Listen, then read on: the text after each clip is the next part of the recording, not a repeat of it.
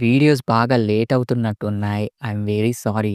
Already మీకు చెప్పా గదా! మనం 'బెన్ 10' పైన ఒక షార్ట్ ఫిల్మ్ తీస్తున్నామని జెప్పి. ఆ షార్ట్ ఫిల్మ్ పనిలో పడి వీడియోస్ చేయడానికైతే అవ్వట్లేదు. అందువల్ల లేట్ అవుతున్నాయి. ఇప్పటి నుంచి లేట్ అవ్వవు పక్కా. మాకు నమ్మకం లేదు దొరా, ఏం అనుకోకు. ఈసారి నమ్మండి, పెద్ద షెడ్యూలే ప్లాన్ చేశాను. పక్కా మీకు మంచి స్టఫ్ అయితే ఇస్తాను. దానికోసం ప్లీజ్ ఈ వీడియోని లైక్ చేయకపోతే లైక్ చేసి మా ఛానల్‌ని సబ్స్క్రైబ్ చేసుకోండి. ఇంకా అంతా బ్లమ్మర్స్ కంట్రోల్‌లోకి వచ్చేసి ఉంటుంది. మిలియస్‌ని కూడా అరెస్ట్ చేస్తారు అనే టైంలోని ఎటాయా తన వేబిక్ ఆర్మీతోటి ఎంట్రీ ఇస్తుంది. వేబిక్ ఆర్మీతోటి ఎర్త్ మొత్తాన్ని చుట్టుముట్టి వేబిక్ ఆర్మీ ఎర్త్ మొత్తాన్ని నాశనం చేయాలా, మీరు సరెండర్ అవుతారా అని అడుగుతుంది.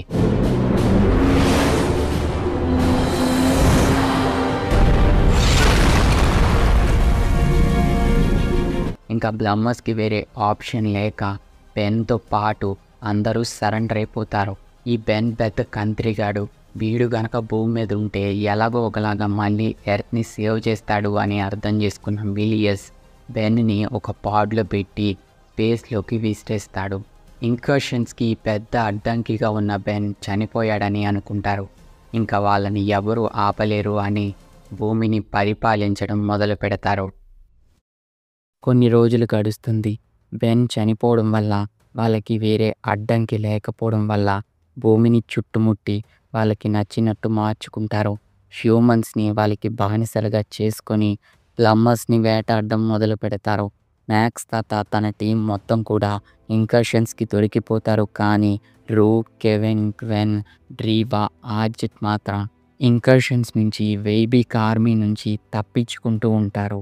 రూ, కెవిన్ వాళ్ళ దగ్గరుండే వెపన్స్ తోటి మిలియస్ పైకి అటాక్ చేయడానికి వెళ్తే ఆర్జిత్ ఎటయాకి పట్టించేస్తాడు. ఎటయా వాడికి కూడా హ్యాండ్ ఇచ్చి టీం మొత్తాన్ని లేపేద్దాం అనుకుంటే ఎటయా టీంలో ఉన్న బుల్ఫ్రాగ్ అనే ఒక ఇంకర్షన్ టీం మొత్తాన్ని సేవ్ చేసి తప్పిస్తాడు. ఇంకర్షన్స్ బ్లమ్మర్స్ని జైల్లో పెట్టిన ప్లేస్కి తీసుకెళ్ళి అక్కడుండే ఇంకర్షన్స్ పైన రూ టీంతో అటాక్ చేసి బ్లమ్మర్స్ మొత్తాన్ని రిలీజ్ చేయడానికి హెల్ప్ చేస్తాడు. మ్యాక్స్ తాత కనపడగానే తాతయ్య అనేస్తాడు. అప్పుడు అర్థమవుతుంది ఆ బుల్ఫ్రాగ్ ఏలియన్ బెన్ అని. బెన్ని ఆ పాడ్లో పెట్టి స్పేస్లోకి విసిరేసినప్పుడు ఆ పాడ్లో ఉన్న లాక్ కొంచెం లూజ్గా ఉండడం గమనిస్తాడు. ఆ లాక్ నుంచి తప్పించుకొని బయటపడడానికి ట్రై చేస్తే ఆమ్లెట్రిక్స్ వర్క్ కాదు. ఆమ్లెట్రిక్స్లో ఉన్న ప్రాబ్లం గురించి తెలుసుకున్న యాస్మెత్ బెన్ దగ్గరికి వచ్చి బెన్ని సేవ్ చేసి ఆమ్లెట్రిక్స్ని బాగు చేసి ఇంకర్షన్ ఏలియన్ ఫామ్ని కూడా ఇస్తాడు. బెన్ ఇంకా ఇంకర్షన్గా మారి ఇంకర్షన్స్లో కలిసిపోయి బ్లమ్మర్స్ని రిలీజ్ చేయడం కోసం ప్లాన్ చేస్తూ ఉంటాడు. అప్పుడే కెవిన్ వాళ్ళు వచ్చి ఉంటారు. అలా కెవిన్ రూక్ వాళ్ళతో కలిసి బ్లమ్మర్స్ని సేవ్ చేస్తాడనమాట. ఇంకా ఇంకర్షన్స్ వేబిక్ ఆర్మీ హ్యూమన్స్ పైకి అటాక్ చేస్తూ ఉంటుంది.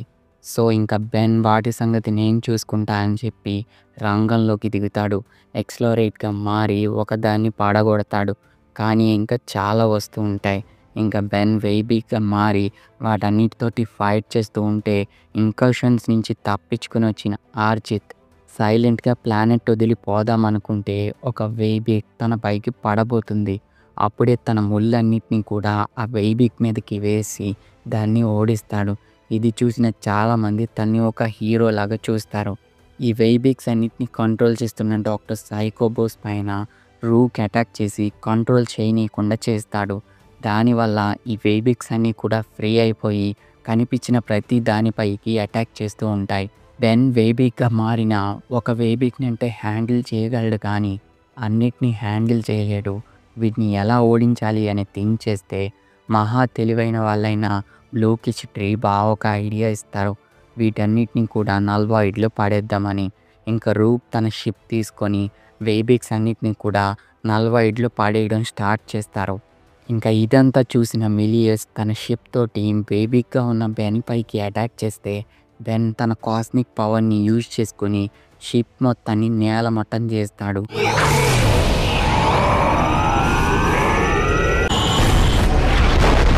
మిలియస్ని ఎటయాని అరెస్ట్ చేస్తే ఎటయా మళ్ళీ రిలీజ్ అయిపోయి మా ఫాదర్ని కావాలంటే తీసుకోండి, ఈ ప్లానెట్ని కూడా నేను వదిలేస్తాను, రాజీకొస్తా అంటుంది. యాక్చువల్గా వాళ్ళ ఫాదర్ అడ్డు తొలగించుకోవడం కోసం ఇంకర్షన్ సామ్రాజ్యం కోసమే ఎటయా ఇలా చేసుంటుంది. నిజానికి బెన్ రిటర్న్ రావడానికి కూడా మెయిన్ రీజన్ ఎటయానే. ఇదంతా విన్న మ్యాక్స్ తాత వార్ ఎందుకులే అని చెప్పి ఓకే చెప్పేస్తాడు. ఎటయా ప్లానెట్ మొత్తాన్ని వదిలేస్తుంది. బెన్కి పడిపోద్ది. వెళ్ళిపోయే ముందు బెన్ని కూడా తనతో పాటు వచ్చేయమంటది కానీ బెన్ రాననేస్తాడు. నువ్వే నష్టపోతావు. ఇంకా అంతా నార్మల్ అయ్యింది అనుకునే లోపే కైబా బ్లమ్మర్స్కి తెలియకుండా బ్లమ్మా హెడ్ క్వార్టర్స్లోకి ఎంటర్ అయ్యి ప్రిజన్లో ఉన్న ఆల్బిడోతో మాట్లాడి బెన్ పైన రివెంజ్ తీర్చుకోవడం కోసం ఒక ప్లాన్ వేసుంటాడు. బెన్ ప్రిజనర్స్కి ఫుడ్ సప్లై చేయడానికి వచ్చినప్పుడు కైబర్ బెన్ని స్పృహ తప్పేలా చేసి ఆల్బిడో లాగా తన గెటప్ మొత్తం చేంజ్ చేసి ఆల్బిడో ప్లేస్లో తన్ని పెట్టి ఆల్బిడో ఏమో బెన్ లాగా రూప్ తోటి వెళ్ళిపోతాడు. ఆల్బిడో లాస్ట్ టైం తనపైన తాను చేసుకున్న ఎక్స్పెరిమెంట్ వల్ల ఆమ్లెట్రిక్స్ లేకపోయినా కూడా ఏలియన్గా మారగలడు. కానీ ఎక్కువసేపు ఉండలేడు. ఎక్కువసేపు ఉండాలి అంటే స్టెబులర్ కావాలి. అలాగే తను ఆటోమేటిక్ ఫామ్లోకి మారడానికి ఒక క్రిస్టల్ కావాలి. ఈ రెండు కూడా వెపన్ మాస్టర్ అనే పర్సన్ దగ్గర ఉంటాయి. తను ఇల్లీగల్గా వెపన్స్ని అమ్ముకుంటుంటే బెన్గా ఉన్న ఆల్బిడో రూప్ తన్ని ఫాలో చేస్తారు.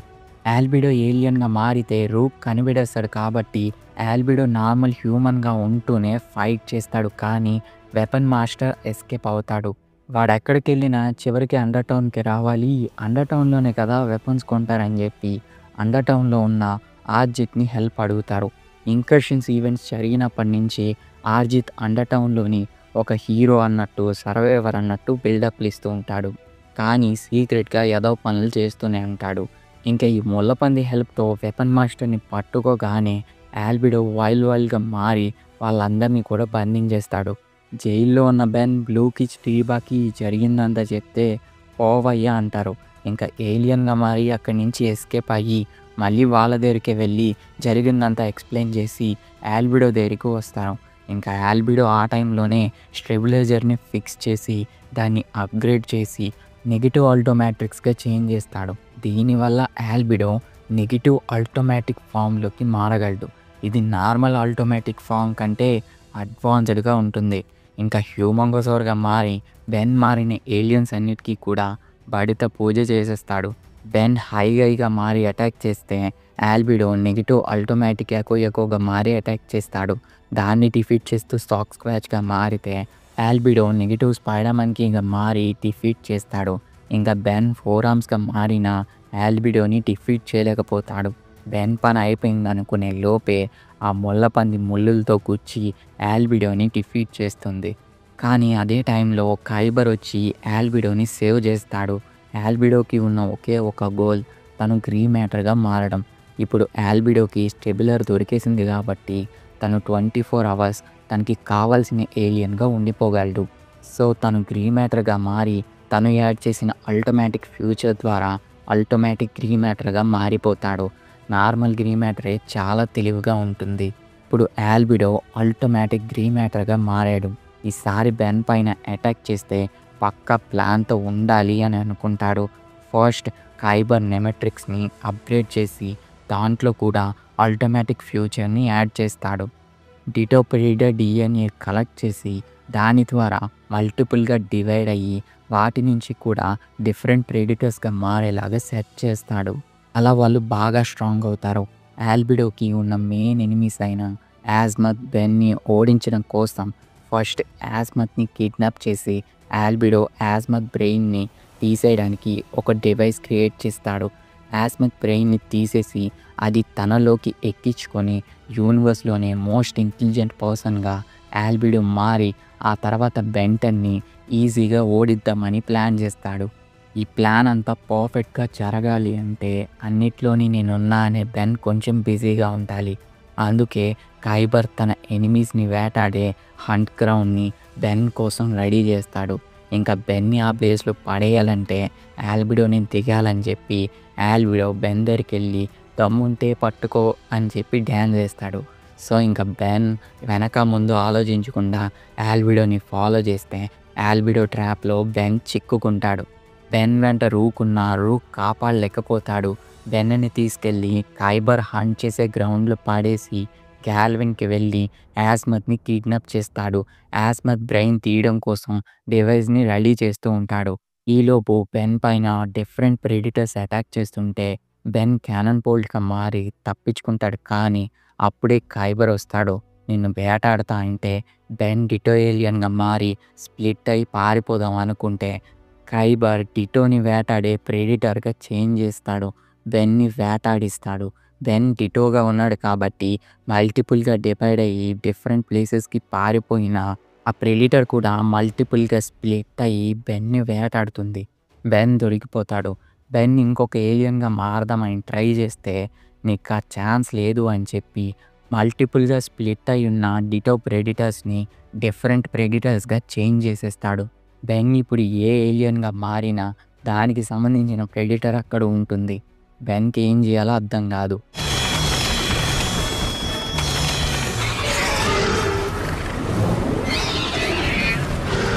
ఇంకా ఇలాంటి ప్రాబ్లమ్స్ వస్తే మనకున్న ఏకైక దిక్కు వేబీకే అని చెప్పి వేబీగా మారదాం అనుకుంటే యాష్లోడెట్గా మారతాడు.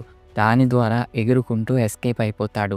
ఇంకా రూక్ జరిగిందంతా మ్యాక్స్ తాతకి చెప్తే మ్యాక్స్ తాత బెన్ని కనిపెట్టడానికి యాస్మత్కి కాల్ చేస్తే యాస్మత్ కిడ్నాప్ అయి ఉంటాడు. బెన్కి కాల్ చేస్తే రెస్పాండ్ కాదు. ఇంక ఇలా కాదని చెప్పి బెన్ డిఎన్ఏ ద్వారా బెన్ని కనిపెడదామని చెప్పి యూనివర్స్ అంతా జల్లెడ పడుతూ ఉంటారు. బెన్ నేనున్నది ఒక స్పేస్ షిప్లో అని తెలుసుకుని దాన్ని బద్దలు కొట్టుకుంటూ బయటికి వెళ్ళిపోదాం అనుకుంటే అక్కడే ఆల్బిడో కనిపిస్తాడు. ఇంకా బెన్కి ఆల్బిడోకి ఫైట్ స్టార్ట్ అవుతుంది. బెన్ హైగా అప్చక్గా ఏలియన్గా మారిన ఆల్బిడో తన ఆటోమేటిక్ ఫామ్ తోటి డిఫీట్ చేస్తాడు.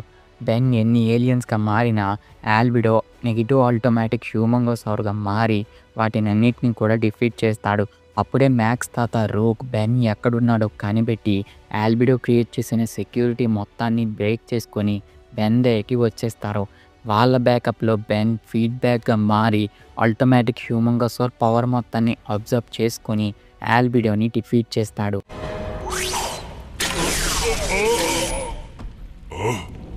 ఈ ఫీడ్బ్యాక్ దగ్గర నుంచి నువ్వు తప్పించుకోలేవు. ఖైబర్ తన దగ్గర యాస్మత్ ఉన్నాడు, తన్ని రిలీజ్ చేస్తారా రిలీజ్ చేయరా అంటే బెన్ వాళ్ళు తన్ని రిలీజ్ చేసేస్తారు. ఇంకా రిలీజ్ అయిన ఆల్బిడో తన ప్లాన్ గురించి చెప్పి యాస్మత్ బ్రెయిన్ని బయటికి తీస్తాడు. ఇంకా బెన్ టారోస్పిన్గా మారి అటాక్ చేసి యాస్మత్ని ఆ బ్రెయిన్ని తీసుకెళ్ళిపోతాడు. బ్రెయిన్ లేని యాస్మత్ చిన్న పిల్లల్లా బిహేవ్ చేస్తూ ఉంటాడు. మీకేం కాలేదుగా? నువ్వు నాకు కితకితలు పెడుతున్నావు. ఇంకా అక్కడి నుంచి ఎస్కేప్ అయ్యి భూమి మీదకి వెళ్ళిపోదాం అనుకుంటే ఖైబర్ వాళ్ళ షిప్ తోటి అటాక్ చేస్తూ ఉంటాడు. రూక్ జెట్ రేకు డబ్బాలా మారిపోతుంది. వాళ్ళ పని అయిపోయింది, ఖైబర్కి దొరికేసాం అనే టైంలోని గ్వెన్ కెవెన్ వస్తారు. గ్వెన్ తన మ్యాజిక్ తోటి షిప్ని సేఫ్గా ల్యాండ్ చేస్తుంది.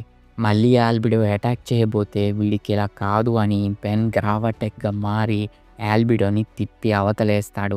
ఆల్బిడో ఆర్మర్ డ్రిల్లోగా మారి బెన్ని డ్రిల్ చేసి ఆల్బిడోని నెగిటివ్ గ్రావాటెక్గా మారి డబల్ డోస్ ఇస్తాడు బెన్కి.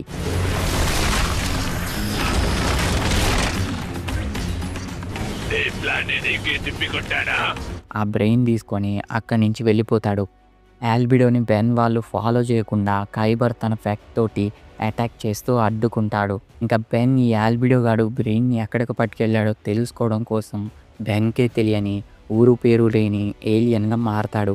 ఈ ఏలియన్ ద్వారా ఖైబర్కి డ్రీమ్స్ వచ్చేలా చేసి బ్రెయిన్ని ఎక్కడికి పట్టుకెళ్ళాడో తెలుసుకుంటాడు. బ్రెయిన్ని బిలియన్స్ టవర్కి పట్టుకెళ్ళాడు అని చెప్పి అక్కడికి వెళ్ళే లోపే ఆల్బిడో బ్రెయిన్ని తనలోకి అబ్జర్వ్ చేసేసుకుంటాడు. ఈ యూనివర్స్ ని నా సొంతం చేసుకుంటాను. ఇప్పుడు కూడా నేను మీకు కమెడియన్ లా కనిపిస్తున్నానా? ఆల్బిడోనే పెద్ద కేడిగాడు అనుకుంటే వాడికి యాస్మత్ బ్రెయిన్ తోడవడం వల్ల ఆల్బిడో చాలా పవర్ఫుల్గా మారిపోయి ఉంటాడు. బెన్ ఏం చేయలేకపోతాడు. అప్పుడే బెన్ బ్లాక్స్గా మారి తనకు వచ్చిన పవర్ని రివర్స్ చేస్తాడు. అప్పుడే యాస్మత్ బ్రెయిన్తో జ్ఞానం పొందుతున్న ఆల్బిడో నుంచి ఆ బ్రెయిన్ని డివైడ్ చేస్తారు. దానివల్ల ఆల్బిడోకి బాగా కోపం వస్తుంది. ఈ బెన్ దొంగ నా కొడుకు, నేను చేసిన ప్రతి దాంట్లోని ఏలెట్టి గెలుపుతున్నాడని చెప్పి ఈరోజు ఈడో నేను మిగలాలి అని చెప్పి ఆటోమేటిక్ ఏలియన్స్గా మారి బెన్ దుమ్ము దులిపేస్తాడు. ఇంకా నువ్వే కాదు నేను కూడా నీ దుమ్ము దులపాలని చెప్పి యాస్మత్ ఆశీస్సులతోటి ఒక కొత్త ఏలియన్ని అన్లాక్ చేస్తాడు.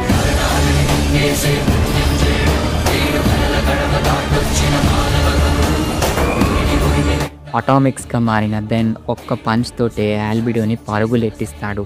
ఏ ఆటోమేటిక్ ఫామ్లో మారిన షేక్ ఆడిస్తాడు. కొత్త ఏలియన్ రావడం, పవర్ఫుల్గా ఉండడం, ఆల్బిడో లాంటి ఈ బకరాగాడు దొరకడం బెన్ రెచ్చిపోతాడు.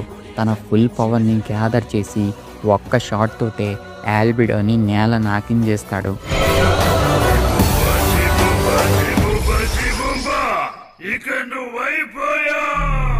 ఆల్బిడో క్రియేట్ చేసిన డివైస్ ద్వారా యాస్మత్ని మళ్ళీ నార్మల్ చేస్తారు. తిరిగి వచ్చిన యాస్మత్ ఆల్బిడో స్టెబిలైజర్ని చెక్ చేసి దాంట్లో కొన్ని సెట్టింగ్స్ని చేంజ్ చేసి 10 years బెన్లా చేంజ్ చేసిస్తాడు.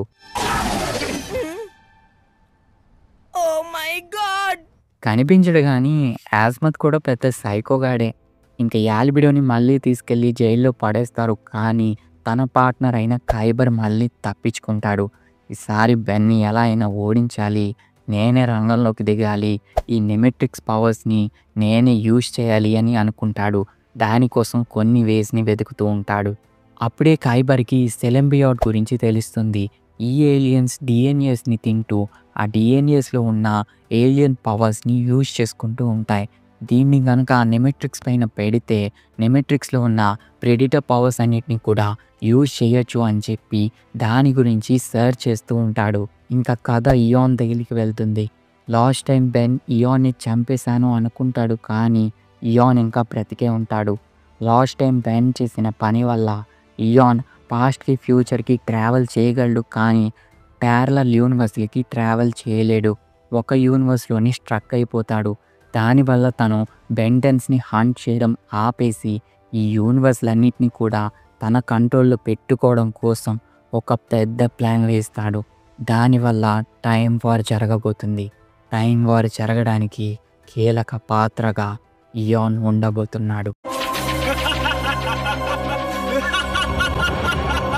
ఇక నుంచి బెంటన్ టైం లైన్లో రాబోయే ఎవ్రీ పార్ట్ కూడా క్లైమాక్స్లా ఉంటుంది. ఎందుకంటే ఈ టైం లైన్లోకి మల్టీవర్స్ ఎంట్రీ ఇచ్చింది కాబట్టి దానివల్ల టైం వార్ రాబోతుంది. టైం వార్ ఎపిసోడ్స్ మామూలుగా ఉండవు. ఫుల్ కన్ఫ్యూజ్తో పాటు గూస్ బంప్స్ తెప్పించే స్టఫ్ చాలా ఉంటుంది. సో ఆ వీడియోస్ని నేను చాలా ఫాస్ట్గా చేస్తాను.